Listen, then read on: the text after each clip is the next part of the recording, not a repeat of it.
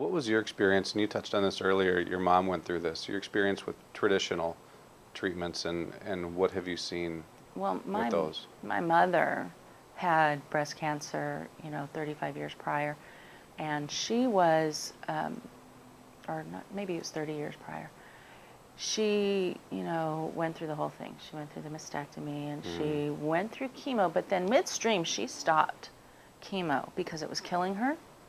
And she told the doctor, she said, this is killing me. Something's, not right. So she stopped. And she started doing the juicing. So I remember that as a kid. I remember, the Vitamix. She actually gave me her old Vitamix. So I've got the old silver one that's like 30-something, 40 years old. So that's what I'd use. But so I remember her juicing. And then she had told me later that she went to, Ann Wigmore, because Ann Wigmore used to be out here when she first started and used to do the actual seminars and stuff when she was first getting started before her institute.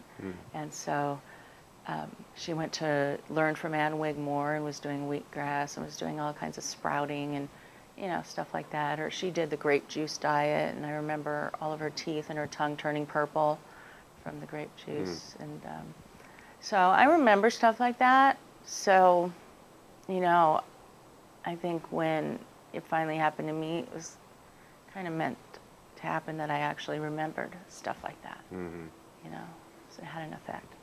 When you talk about causes, your mother had the same cancer that you did. Do genetics play a role? Genetics to me it's a very small role, because it's more about diet. And even growing up, we didn't have the best diet, and you learn from your parents. Sure. Whatever they're feeding you, they think it's good for you, but, a lot of the stuff really isn't good for you. A lot of it has genetically modified foods in it. Now, they didn't have GMOs when I was, growing up, but, eating the breads and pastas and stuff like that. And then, of course, when you get older, it was still making the same bad choices, but going to fast food instead, and stuff like that. I mean, I never grew up drinking soda, so I was never a big soda drinker, but just a lot of bad food. You learn.